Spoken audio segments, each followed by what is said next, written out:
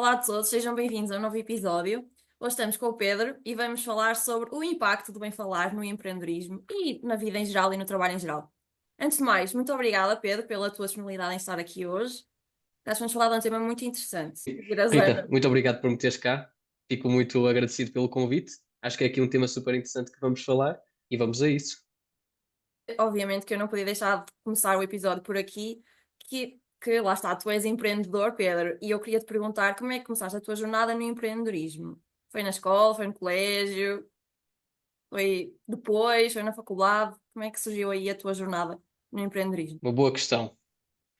Eu penso que a minha jornada no empreendedorismo começou no secundário, onde estive envolvido num projeto chamado A Empresa, da Junior Achievement de Portugal. Este projeto consiste em pegar em grupos de estudantes do ensino secundário e pô-los a criar mini empresas, um produto, plano de negócios, plano de marketing e todas essas diferentes facetas. E na altura aquilo foi um bocado um projeto que me foi posto em cima pelo meu professor, e eu não sabia que aquilo existia, ele simplesmente é que decidiu começar a Michael? criar as equipas, eu aceitei o desafio, sempre fui extremamente competitivo e sempre fui muito orgulhoso no meu trabalho, então pensei, ok, isto é uma coisa que também quero fazer bem.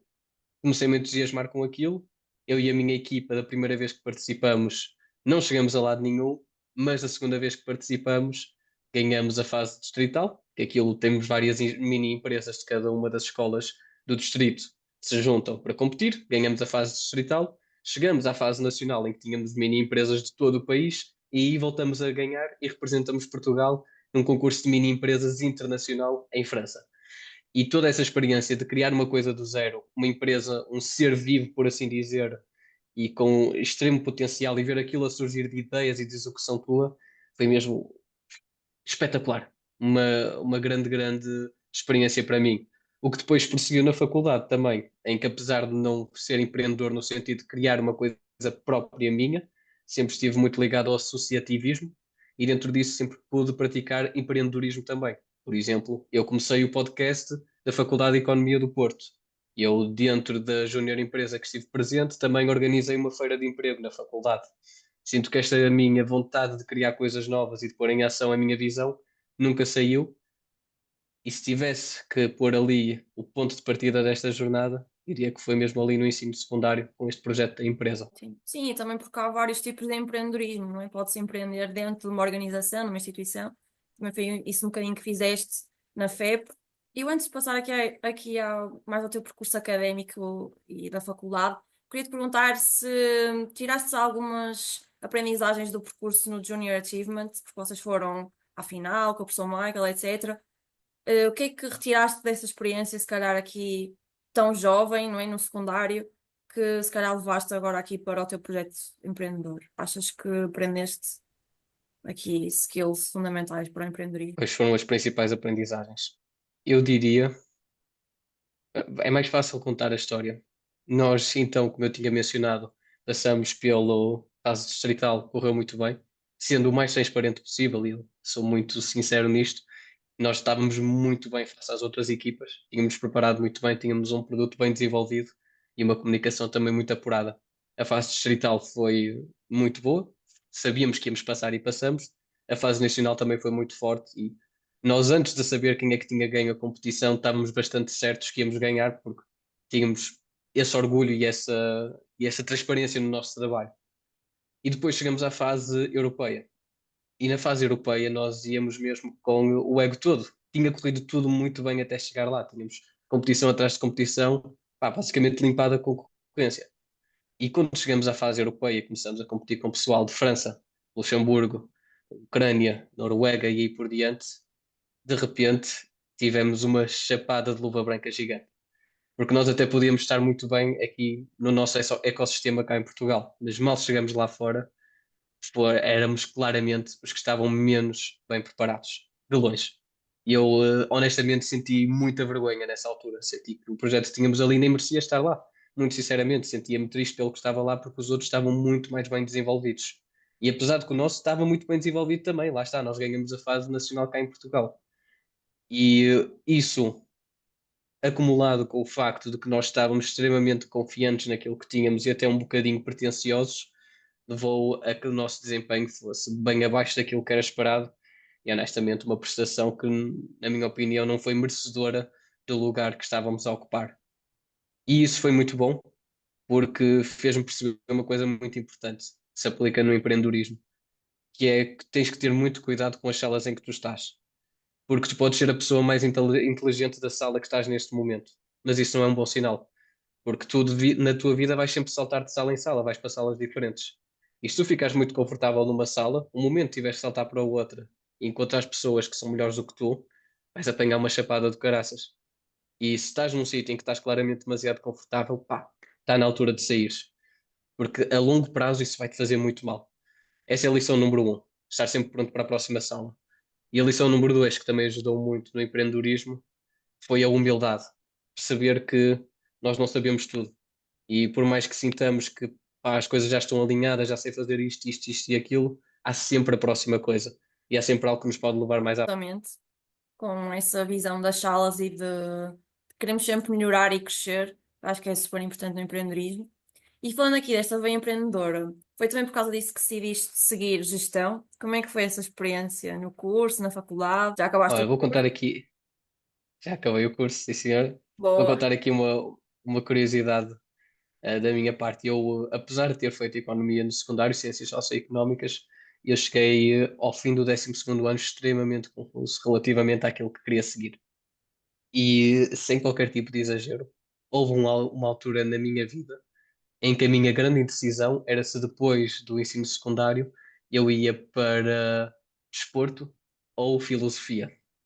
Eram ali as duas áreas que eu estava a pensar qual delas é que me faz sentido. Tudo a ver. E tive também muita sorte nesta vida, porque tive a minha mãe que me conseguiu dizer: Pedro, para de ser estúpido, estás a escolher entre desemprego ou desemprego premium, por isso, por favor, vê aquilo que tu verdadeiramente gostas, eu conheço-te e sei que algo que fará muito mais sentido para ti é gestão. E na altura eu senti tipo, pá, que estupidez, tipo, esta é a típica história, os pais a porem tipo, a fecharem os filhos na caixa e eles é que sabem o que é melhor para eles e não deixam os filhos decidir. Mas à medida que fui olhando para a minha vida e para aquilo que eu gostava de fazer, me via a fazer, de facto, a minha mãe não me restringiu nada, ela simplesmente foi um espelho daquilo que eu precisava de ouvir e aquilo que eu não estava a ver. E eu desde miúdo sempre adorei empresas, negócios, sempre adorei dinheiro e gestão estava muito alinhado com isso. Adorava a ideia de gerir uma grande empresa. Então, depois do secundário, fez todo sentido para mim ir para a gestão. Mas existe aí um universo paralelo em que Pedro, neste momento, está a ler Descartes e a recitar a filosofia estoica num sítio qualquer aí em que. Ainda podes ir tirar o curso. Quiçá, quiçá. E sou sincero, eu gosto muito de filosofia. Não morreu esse amor, mas isto é Foi a algo que faz professora Ana muito da mais sentido para Gama. mim. Professora Ana da Gama, excelente professora. Ótimo. Mas a verdade é que foste para a FEP, foste para a gestão. E esse percurso na FEP contou com experiências na FEP Junior Consulting, na Associação de Estudantes, e tiveste aqui um forte percurso no marketing, na comunicação. Como é que foi essa experiência associativa? E como é que, no fundo, também se calhar isto mudou aqui a tua abordagem ao public speaking e o que fazes agora com falar com impacto, não é? Passa também muito pelas redes sociais, por transmitir essa mensagem através das redes. Bem, acho que há aqui então duas coisas a desembrulhar. A primeira é aqui a minha experiência no associativismo e as organizações da faculdade, e a segunda é o seu impacto na, na minha atividade atual, falar com impacto. Relativamente à minha experiência no associativismo, posso dizer sem sombra de dúvidas, foi provavelmente das melhores coisas que já aconteceu na minha vida, para já. Foi muito, muito bom. Porquê? Porque na faculdade, verdade seja dita, eu não conseguia encontrar assim tanto interesse em ir às aulas. Não que a matéria não fosse interessante, mas eu sou uma pessoa que adora eficiência e o que sentia era que aquilo que eu aprendia numa aula de 1 hora, podia ir 15 minutos para a biblioteca estudar e aprendia exatamente as mesmas coisas. E ainda tinha 45 minutos livres para fazer o que queria. Então a minha abordagem ao longo de praticamente toda a faculdade foi não ir às aulas e ir à biblioteca. E passava 2 horas na biblioteca em vez de ir um dia inteiro de aulas. Era o que fazia o tempo todo. É muito, muito mais fácil. Lá está, atenção, eu dou sempre esta ressalva porque nem toda a gente é igual. Há pessoas para quem as aulas funcionam muito bem, para mim não funcionavam. E se fosse simplesmente isto a minha vida, ia ser uma seca descomunal. Mas tive a sorte de estar em organizações estudantis. Estive na FEP Junior Consulting, que é uma junior empresa na Faculdade de Economia do Porto. Excelente, presta serviços de consultoria a empresas de todo o tipo e com uma alta muito bem qualificada. Eles têm um processo de recrutamento Uhum. brutal e que eu adorei passar pelo recrutamento deles. E depois também estive na Associação de Estudantes por via de contactos e assim que tinha e que também consegui entrar. Foram incríveis. Número um, pelas amizades que criei lá, porque quando estamos a escolher boas associações e boas organizações, estamos a escolher aquelas que estão alinhadas com aquilo que são os nossos gostos e ambições e, por consequência, também encontramos-nos com pessoas que estão nesse mesmo percurso. E encontrarmos aquilo que é a nossa tribo, isto é um termo que Ken Robinson utiliza, um escritor famosíssimo sobre pedagogia e sobre encontrares aquilo que faz sentido para ti, é essencial. Encontrares aquele grupo de pessoas com quem tu gostas de estar, gostas do trabalho que fazem juntas e consegues te ver a trabalhar com elas a longo prazo. Eu encontrei isso na faculdade, algo que não tinha encontrado no secundário, por exemplo, e depois também pelo simples facto de expor-me já mais ao mundo do trabalho e expor-me já mais a desafios. Porque além de tirar boas notas, eu consegui terminar a faculdade com uma boa média, terminei com 17. Além disso, também estava a organizar férias de emprego, estava a fazer projetos de consultoria, estava a criar podcasts, estava a fazer tudo e mais alguma coisa. E isso foi mesmo excelente. Tocando aqui na parte de como é que influencia agora a minha atividade, eu acho que número um influencia muito porque como eu estava em contacto com estas pessoas que também sendo pessoas espetaculares e começaram a criar as suas próprias coisas, eu também me senti motivado a criar e a saber que conseguia. E também, número dois, como eu sempre estive muito associado à parte de marketing, quer seja nesta júnior empresa, quer seja na Associação de Estudantes, e praticamente sempre no departamento de marketing, trouxe muitas bases de como utilizar de forma correta e eficiente as redes sociais. O que neste preciso momento é uma mais-valia enorme. Se não estás nas redes sociais, não estás em lado nenhum. Quem não aparece, desaparece. E ter esse conhecimento já tão cedo e já tão desenvolvido ao longo de 3 anos para depois conseguir aplicar no meu negócio foi fundamental. Ótimo. E só por curiosidade, tu na equipa que tinhas no Journey Achievement também fazias parte aqui do marketing, da comunicação? Acabava por fazer, eu nessa equipa era CEO, ok? Tocava em tudo, mas acabava por também me responsabilizar por essa parte. E, por exemplo, uma coisa dessa competição que me fez muito acreditar no sucesso do meu projeto de falar com impacto, não só ensino pessoas a falar no digital, no Instagram, mas também para grandes plateias, foi que a nossa apresentação no Junior Achievement, o pitch da nossa junior empresa, da nossa mini empresa, era brilhante, incrível. Isto aqui é extremamente pretencioso de dizer, porque fui eu que criei a apresentação. Mas a realidade é que nós não só ganhamos o prémio de Júnior Mini Empresa Vencedora, como também Mini Empresa. E isso para mim foi um orgulho enorme, porque eu tinha estado responsável por aquilo, por acaso correu bem. Por isso também me ajudou muito a ter a certeza das minhas capacidades e daquilo que queria desenvolver. Depois da faculdade, também passaste aqui por uma empresa de tecnologia, creio eu, antes de fundares o Falar com Impacto. Como é que foi essa experiência de mais trabalho corporativo e de escritório, provavelmente? E o que é que te fez dar esse salto depois para fundares o teu próprio negócio? Olha, acho que é importante contextualizar aqui. Eu fui para uma empresa de tecnologia antes e posso dizer, não haverá problema nenhum, trabalhei na Fidzai, que é um dos unicórnios portugueses, durante 9 meses. Foi um estágio e fê-lo essencialmente porque eu estava muito perdido relativamente ao que queria fazer a seguir. Eu terminei a faculdade, como disse, com boa média, de facto tinha boas oportunidades em cima da mesa, mas não sabia qual é que fazia sentido para mim. E encontrei esta oportunidade de trabalhar na Fidzai, do departamento de operações, e isso atraiu-me muito porque o departamento de operações toca em toda a empresa. E era da maneira que eu conseguia ter acesso a diferentes áreas do mundo corporativo e perceber melhor aquilo que eu gostava. Então, só por esse sentido, por me dar muita experiência em várias áreas, foi uma experiência brutal. Além disso, também me fez-me perceber que de facto queria criar algo meu, porque eu sou uma pessoa que gosta sempre de estar a fazer alguma coisa, estar sempre a mexer, sempre a trazer algo novo. Não gosto de estar parado, sinto mesmo que é como as empresas se não estão a crescer, estão a morrer. Não podes ficar parado e estar à espera que as coisas corram bem, porque está sempre alguém a passar-te à frente ou está a vida a passar à tua volta. Então, ter simplesmente as tarefas para fazer e agora está arrumado e agora deixa ver uma série ou deixa ir jogar um jogo assim, nunca foi para mim. E estar a trabalhar e estar a pôr horas extra e estar a receber o mesmo salário, que se não o tivesse a fazer também não me fazia sentido. Eu gosto de aquilo que eu trabalho estar diretamente relacionado. com aquilo que eu recebo. O salário não age dessa maneira. Então, fiquei com o interesse de criar uma coisa minha ainda. Dentro da própria empresa, criei o Falar com Impacto e já andava a fazer algumas coisas. E foi graças ao sucesso que foi tendo que, quando chegou o término do meu contrato, eu decidi não renovar e ir a 100% nesta minha empresa. Mas antes de fundares isso, também fizeste uma viagem de voluntariado, pelo que eu andei a investigar para criar aqui o nosso episódio. E eu gostava de perguntar também como é que essa viagem te influenciou a ti nessa decisão de criar o teu próprio negócio, se há algo que aprendeste que te fez agora também fazer o que fazes atualmente. Ora bem, a experiência de voluntariado que eu tive, só para contextualizar aqui, foram umas semanas em Itália, onde estive a fazer a restauração florestal de uma ilha selvagem. Dizendo assim, isto parece uma aventura de Indiana Jones, mas na realidade aquilo era uma ilhazinha que estava lá à costa de Sicília, que pá, por causa de turismo em massa e assim estava a ficar completamente destruída e que precisava de restauração. Tinha-se tornado numa zona protegida recentemente. Depois de terminar a faculdade, como tinha dito, não sabia o que queria fazer. Sentia que também uma coisa que tinha interesse em experimentar e nunca tinha feito era voluntariado, pelo menos numa escala mais significativa do que simplesmente pá, ajudar no banco alimentar e assim fazer algo mais a sério. Então, no verão, decidi fazer esse voluntariado em Itália, também para me conhecer um bocadinho melhor e conhecer outras culturas. Acho que foi fenomenal no sentido de conhecer outras culturas, conhecer um país magnífico.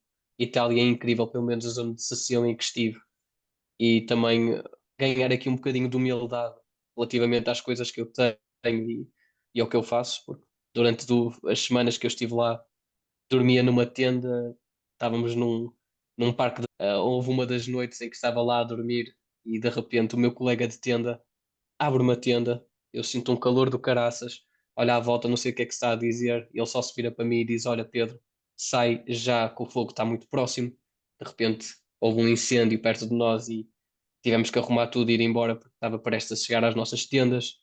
Foi mesmo uma experiência caótica, mas muito catalisadora aqui, a nível pessoal. Não sei se levaria para o empreendedorismo, muito honestamente, porque não houve assim grande coisa para empreender, foi mais de conhecer e de ter este choque de realidade, mas não deixa de ser uma experiência que levo com muito carinho, até porque muitas das pessoas que conheci lá, era um grupo com portugueses, espanhóis, franceses, italianos, ucranianos e alemães, muita gente. Tenho lá malta com quem ainda falo e com quem ainda tenho boas relações, e isso é mesmo excelente. E também esse fator mais social também creio que às vezes é importante para a visão dos negócios, aqui também mais impacto. Obviamente o teu modo também é falar com impacto, mas a verdade é que o impacto pode aqui ter várias formas. E já agora eu queria te perguntar o que é que significa para ti falar com impacto? É sobre o discurso, envolve outros fatores, é impactar alguém, é impactar a audiência? O que é que significa para ti? É uma excelente pergunta e estou surpreendido de mais gente nunca me ter feito essa pergunta antes. Para mim, falar com impacto é a nossa comunicação funcionar a favor dos nossos objetivos. É quando a maneira que nós comunicamos aproxima-nos daquilo que verdadeiramente queremos. Isso é falar com impacto. É quando conseguimos estar numa entrevista de emprego e sabemos que cada palavra que nos diz nos fortalece. É conseguir estar com uma reunião num cliente, saber que cada palavra que nós dizemos traz-lhe segurança e traz-nos credibilidade. É conseguir, por exemplo, estar à frente de uma multidão de 1.000 pessoas, falar e saber que cada palavra que dizemos inspira e motiva. Isso é falar com impacto. E achas que no mundo do empreendedorismo é importante dominar aqui a comunicação? Achas que difere um bom empreendedor de um mau empreendedor? Não só no empreendedorismo, mas também, se calhar, noutras áreas. Achas que isso distingue aqui um sucesso de uma pessoa? Eu acho que a comunicação é das poucas coisas que qualquer pessoa no mundo, por ter mais bem desenvolvido esta capacidade, estará melhor no seu trabalho. Não há um único trabalho no mundo em que não tenhas de se comunicar com outras pessoas, nem que seja da maneira mais ínfima que seja. Nenhuma profissão. Portanto, quanto melhor a tua comunicação, mais importante é. Dentro disto, obviamente, tens profissões em que isto é mais relevante. Por exemplo, política. A qualidade de oratória de um político está diretamente, linearmente relacionada com o seu sucesso. Eu sou um bocadinho extremista disto. Eu acho verdadeiramente que as políticas, o conteúdo, as ideias de um político não valem nada face à forma como ele as apresenta. E eu acho que isto é realização que a maioria das pessoas também conseguem atingir. E não só é importante no empreendedorismo, como em qualquer área. Dou-te um exemplo muito interessante. Houve uma altura em que eu estava-me a dedicar especialmente a trabalhar com médicos. Depois vi que não havia um grande fit nesse mercado, acabei por sair dele, mas trabalhei com eles durante algum tempo. E como é que surgiu esta minha parceria com o mundo da medicina? Porque conheci algumas pessoas que estavam a tirar medicina, que já estavam naquela fase em que estão a tirar a especialidade, ou seja, têm que fazer muitos trabalhos, muitas apresentações e muitos estudos, e havia uma queixa comum que essas pessoas tinham, que era: fogo, ó Pedro, eu sei que sei as coisas, e eu sei o conteúdo, eu sei que sou bom profissional, mas há este marmelo no meu curso que chega à frente nas apresentações e diz as coisas de uma maneira tão bonita, tão engraçada, tão isto e aquilo, que tira melhores notas que eu e tem mais sucesso que eu. Mas eu sei que aquela pessoa não é tão boa como eu. E eu penso, pois é, será aquela pessoa que não está tão bem ou és tu que não estás tão bem? Porque imagina o seguinte, Rita, imagina que tu, na área, vamos dizer, da medicina, és um 10 de 10, mas a tua comunicação é aqui um 2 de 10. Se nós fizermos a média, tu não és um 10 de 10, tu na realidade és um 6 de 10. Agora, se tivermos uma pessoa que na medicina é um 6, mas que na comunicação é um 10, se fizermos a média, essa pessoa é um 8. Então, afinal, já está acima de ti. E este é o impacto que a comunicação tem. Às tantas nem é 50%, às tantas ainda é mais. Portanto, é muito impactante.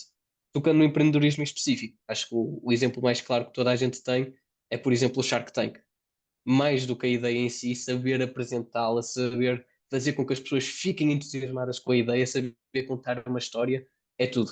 Podes ter o melhor produto de sempre que, se não souberes vender, ninguém compra o peixe. Exato, tens que saber vender, tens que saber comunicar em qualquer área que for, porque vai haver sempre necessidade de apresentar coisas ao público, a professores, etc.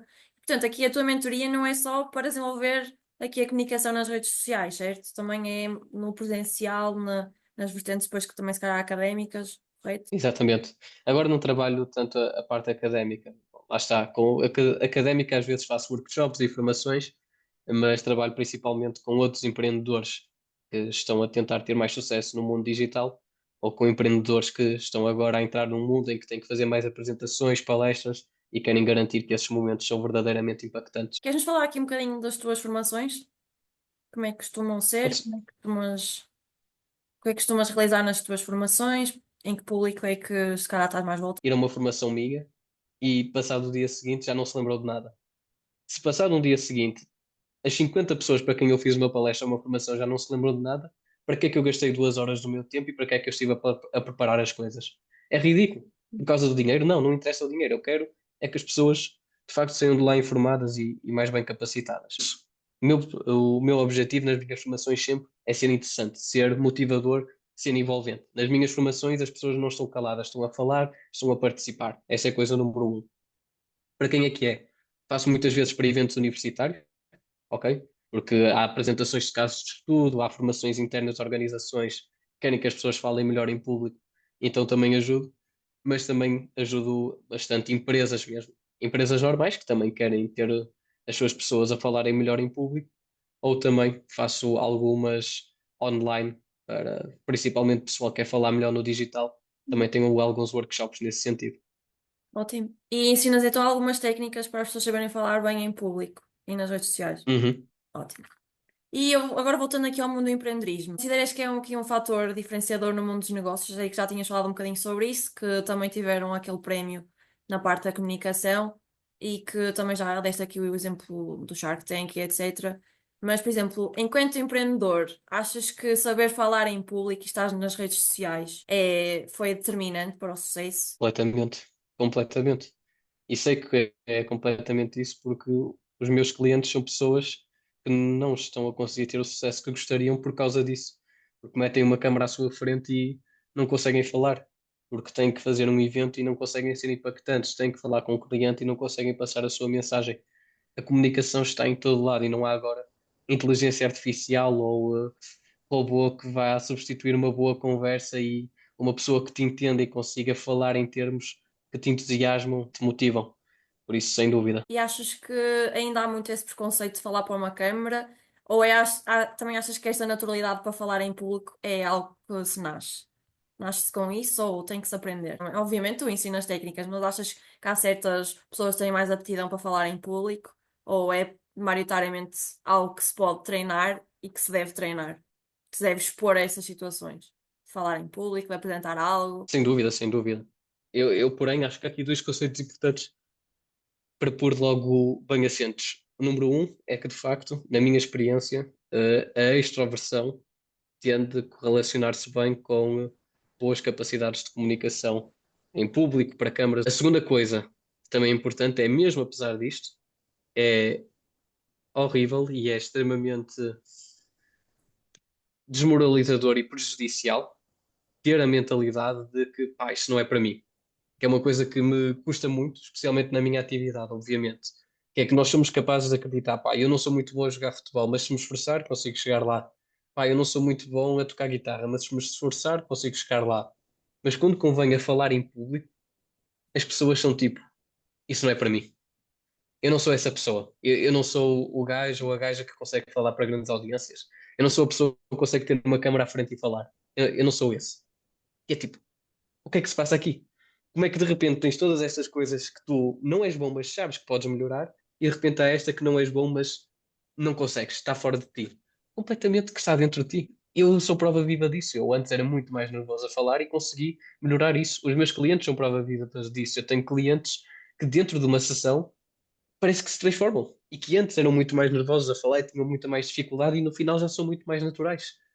E ver a transformação é incrível porque tu vês o impacto que tem neles, porque eles estão a ver algo que eles achavam completamente impossível. O que é fixe de se ver nas sessões, mas que dificulta a venda aqui do meu serviço, porque as pessoas muitas vezes nem acreditam que são capazes de ter essa transformação. De facto, há pessoas que acabam por ter uma aptidão mais natural para isso. Atenção que também a nossa natureza vem muito das experiências que temos ao longo da nossa infância e da nossa vida, porém, não há ninguém no mundo, ninguém que não seja capaz de aprender a comunicar com maior eficácia. Pode demorar mais ou menos tempo, mas não há ninguém que não consiga fazer este desenvolvimento. Exato. Eu também, pronto, enquanto empreendedora, obviamente que há sempre momentos de mais nervosismo, principalmente no início, quando comecei só o Digitally.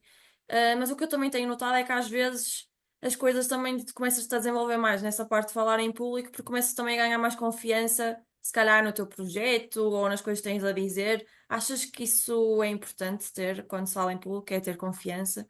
Ou quando se vai com a ideia pré-concebida de, ok, eu tenho muito medo de falar em público e se calhar não vai correr bem, que isso atrapalha?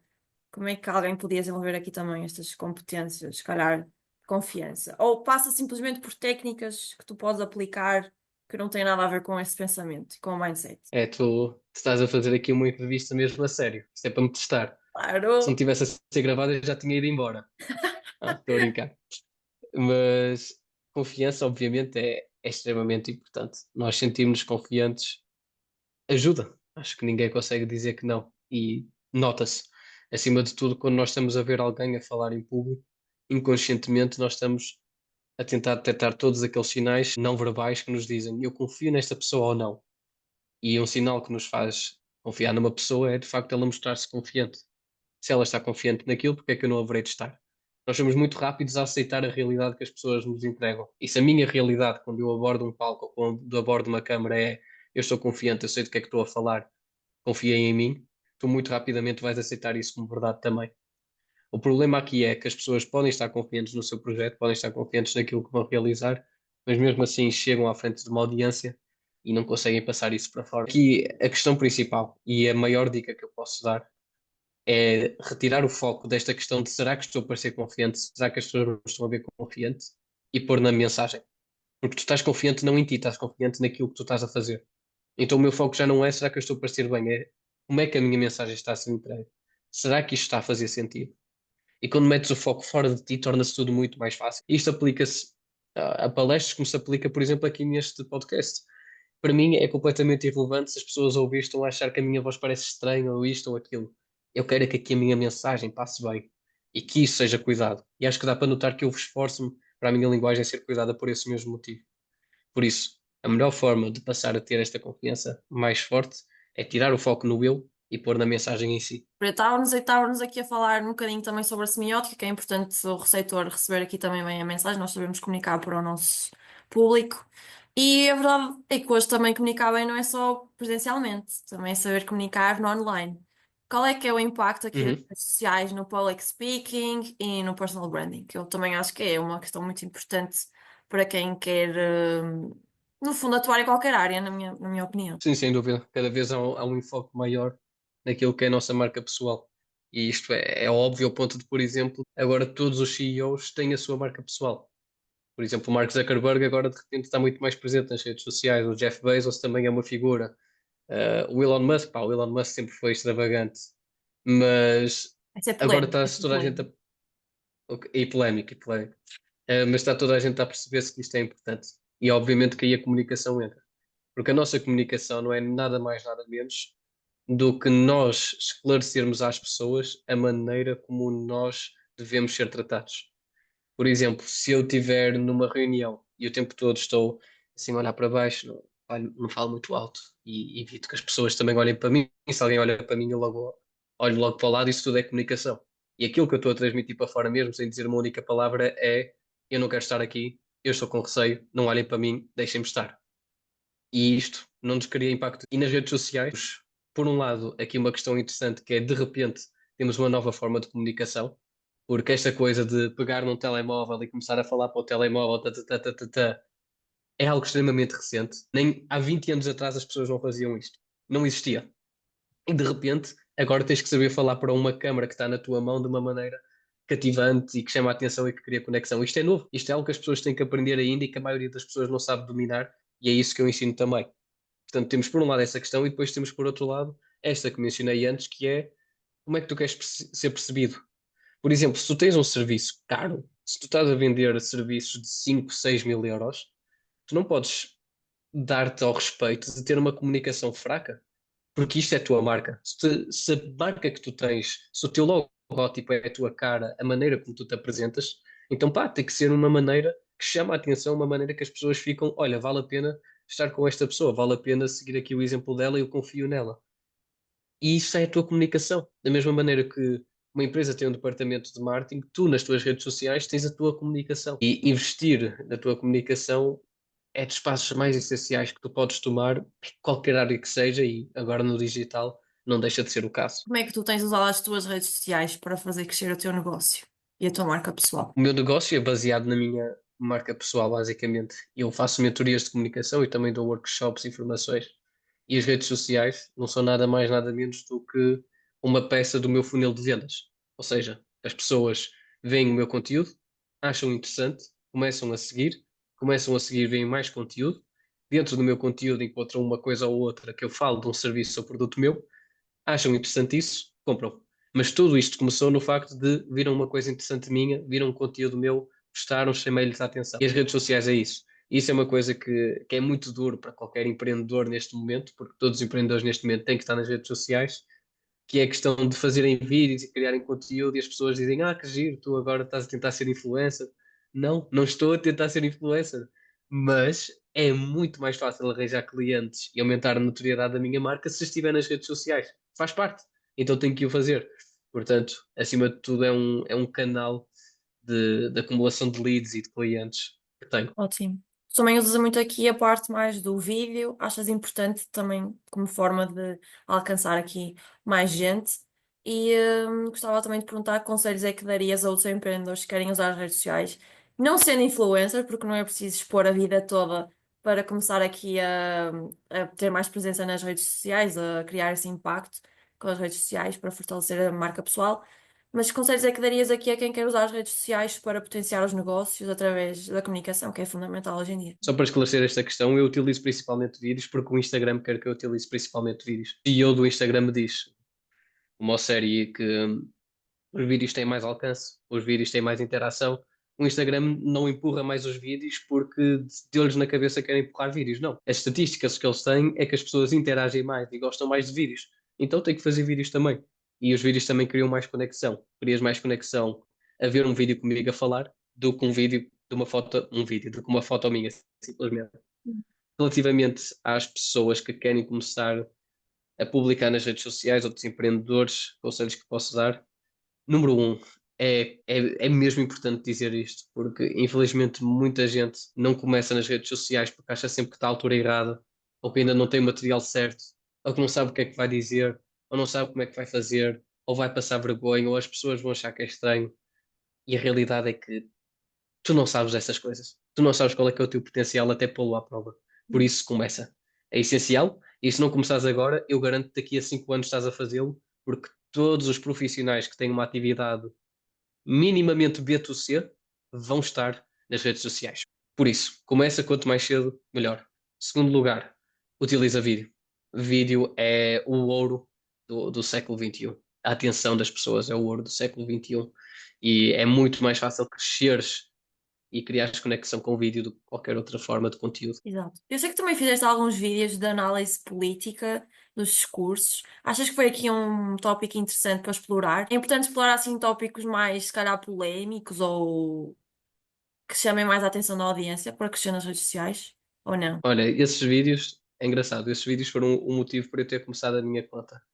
Que foi, estávamos na altura, eu nem sequer estava a pensar em empreendedorismo nem nada na altura. O que aconteceu foi, estava a trabalhar lá na Fidzai, na empresa de tecnologia. Aconteceram ao mesmo tempo as eleições legislativas cá em Portugal e eu sentia que via os debates legislativos com uns óculos que as outras pessoas não viam, que era de tipo fogo. Há aqui algumas coisas na maneira como eles falam que eu tenho a certeza que as pessoas não se estão a perceber e que lhes está a influenciar e que eu noto. E eu queria partilhar isso.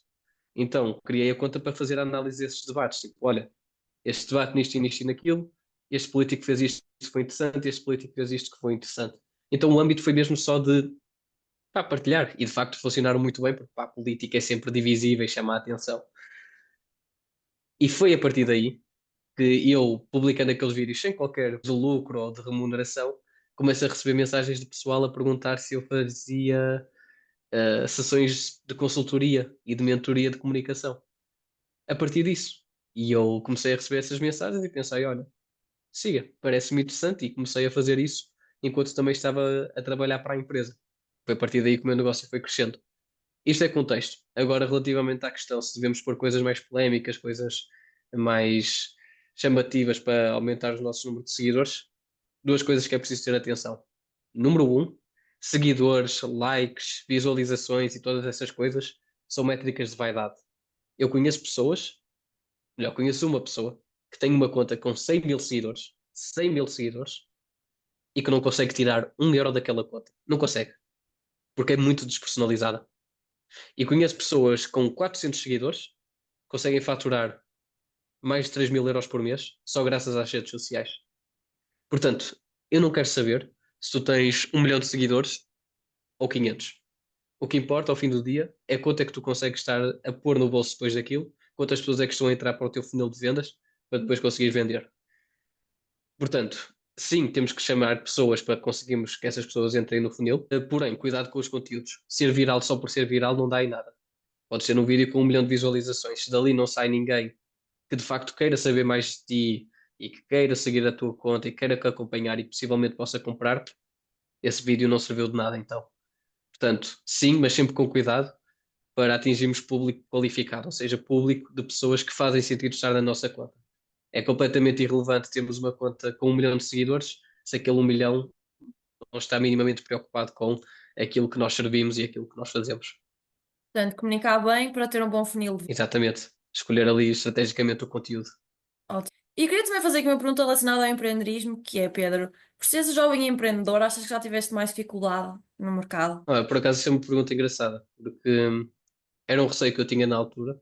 Eu comecei este negócio com 20 anos, tenho neste momento 22, que era, pá, as pessoas não me vão levar a sério. Eu sou um puto. Eu sou um puto aqui a dar umas dicas de comunicação nas redes sociais e as pessoas vão ver e vão dar scroll. Mas o que me fui a percebendo é que isso é uma limitação completamente na minha cabeça. Só existe na minha cabeça, que é o típico síndrome de impostor. Ah, não, eu não valho isto.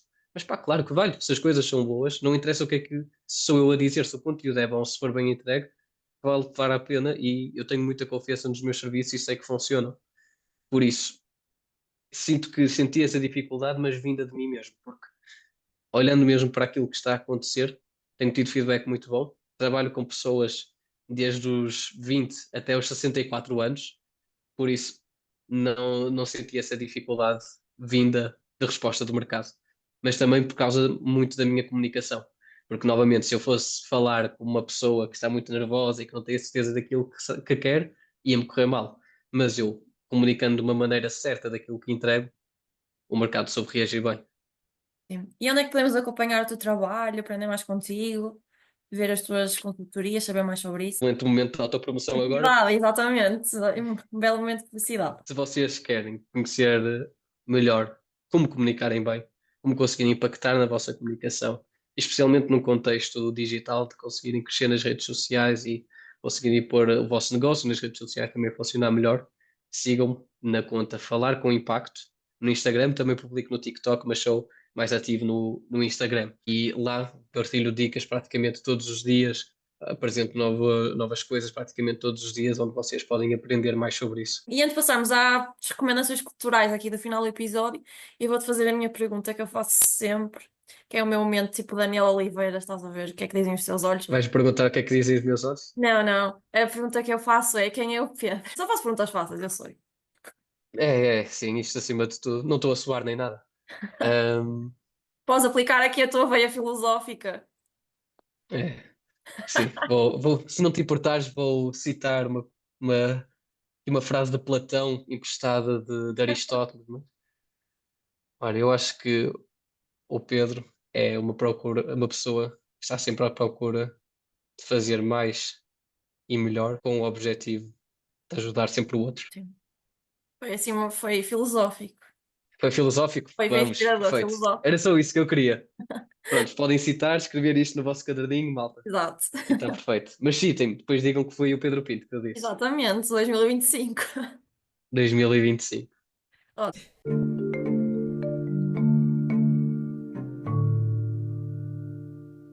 ó Pedro, vamos agora passar aqui ao segmento das recomendações culturais, que eu faço sempre nos finais dos meus episódios, em que eu peço aos meus convidados, e às vezes também como com episódios sozinha, também digo algumas coisas que ando a ver e que gosto.